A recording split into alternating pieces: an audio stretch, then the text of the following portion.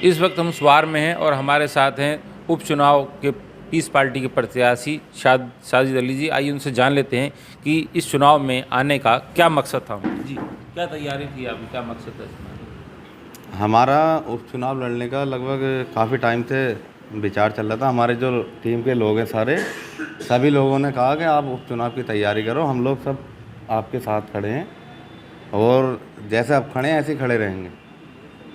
अच्छा, पहले आप बहुजन समाज पार्टी से अपनी तैयारी कर रहे थे, आखिर में क्या हुआ? आखिरी पड़ाव पे आके आपने पीस पार्टी ज्वाइन की। हमने बहुजन समाज पार्टी ज्वाइन की थी 15 फरवरी को, और उपचुनाव लड़ने की पार्टी के कुछ जो नेता हैं हमारे बसपा पार्टी के, उन्होंने आश्वासन दिया था कि पार्टी उपचुनाव में लड़ाएगी प्रत्याशी, और अगर बहन जी का आदेश नहीं हुआ तो नहीं भी लड़ाएगी।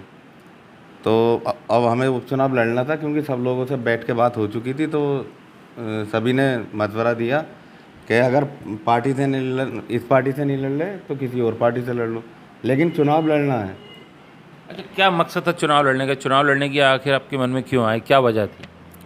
वजहें काफ़ी सारी हैं। सबसे ज़्यादा हमारे यहाँ कोई नेता नहीं है जो किसी आम जनता या किसी पब्लिक के बीच में जाके खड़ा हो जाए। कहीं अगर कुछ हादसा होता, कोई दिक्कत होती है, एक्सीडेंट हो जाए, कोई डेथ हो जाए, तो कोई ऐसा नेता भी नहीं है हमारी शहर में जो पोस्टमार्टम के लिए जिला रामपुर के अस्पताल पहुंच जाए कि इसका पोस्टमार्टम अभी के अभी करा दिया जाए। दो दिन लग जाते हैं, पोस्टमार्टम भी नहीं हो पाते हैं। और बहुत सी ऐसी समस्याएं लोगों की, जो जब नेता यहाँ का होगा नहीं तो पता क्या होगा उस नेता को। बाहर से आते हैं, चुनाव जीतते हैं, चले जाते हैं, उन्हें क्या मतलब किसके पेट में दर्द, जिसके पेट में दर्द होगा उसे पता होगा ये तो।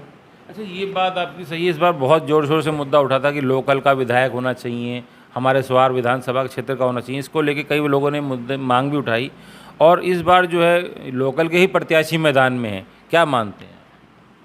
अच्छी बात है, हर पार्टी को लोकल का ही प्रत्याशी उतारना चाहिए, क्योंकि लोकल का प्रत्याशी होगा तो तभी लोगों का काम भी हो पाएगा और विकास भी हो पाएगा, ना कि बाहर के प्रत्याशी से। अब लोकल का प्रत्याशी होगा, मैं मानता हूँ कोई और भी प्रत्याशी बनेगा किसी भी पार्टी का, कम से कम लोकल के लोगों के काम तो करेगा वो।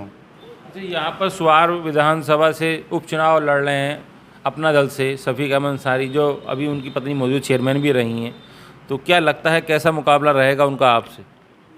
हमें मतलब है अपने चुनाव से, हमें नहीं मतलब बीजेपी का प्रत्याशी कैसा लड़ेगा या समाजवादी का कैसा लड़ेगा।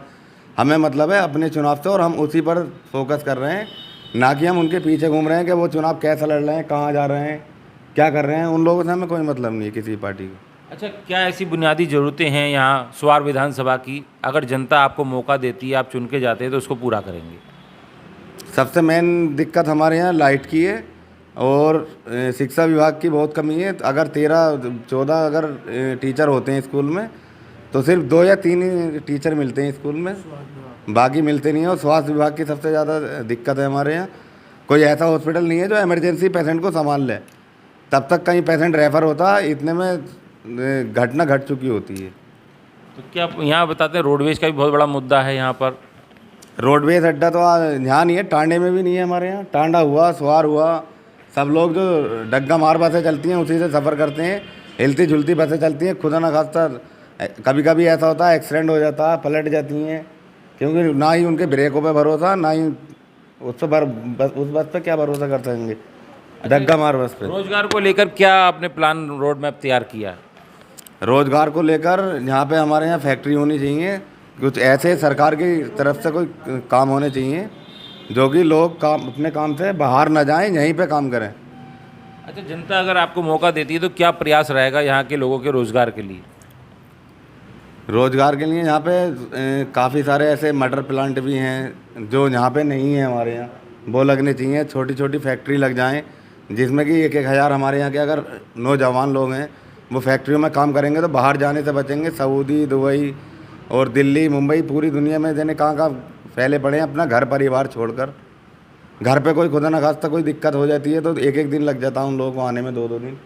तो ऐसे पैसे का भी क्या फ़ायदा जो इंसान घर में अपने सुख दुख में साथ ना हो सके। अच्छा, बात कर लेते हैं यहाँ पर समाजवादी पार्टी से अनुराधा चौहान हैं, शफीक अहमद अंसारी हैं और भी कई प्रत्याशी हैं, तो कहीं ना कहीं आप पे कहीं ऐसा कोई दबाव तो नहीं आया कि आपको लोग कह रहे हो कि आप बैठ जाइए, आप चुनाव मत लड़िए? कोई ऐसा दबाव आया आपके पास अभी तक? दबाव आए भी हैं और आएंगे इंशाल्लाह, लेकिन घबराने की कोई बात नहीं है। ना ही तो हम उन लोगों के ऊपर चुनाव लड़ रहे थे और ना ही आगे लड़ेंगे। हम लोग अपने जो लोग हैं, क्योंकि यहाँ पे वोट डालने रामपुर का या मुरादाबाद का, संभल का तो आ नहीं रहा।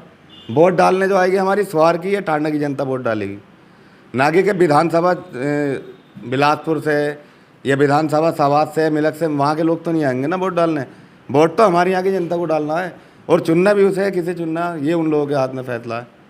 तो जो लोग ऐसे हैं आपको बिठाने की बात कर रहे हैं, उन लोगों को क्या मैसेज देंगे? उन लोगों को मैसेज क्या देना, वो खुद समझदार हैं। बाकी तो अल्लाह देख ही रहा है कौन क्या कर रहा है, अच्छा या बुरा जो भी करना, ये तो फैसला ऊपर जाकर ही होगा। चलिए, ये थे हमारे साथ साजिद अली, जिन्होंने कहा कि अगर जनता ने मुझे मौका दिया तो मैं रोज़गार के प्रयास करूंगा, और जो लोग मुझे बैठाने की बात कर रहे हैं उनको जवाब देना होगा, जनता उन्हें जवाब देगी। राजीव वर्मा, स्वार।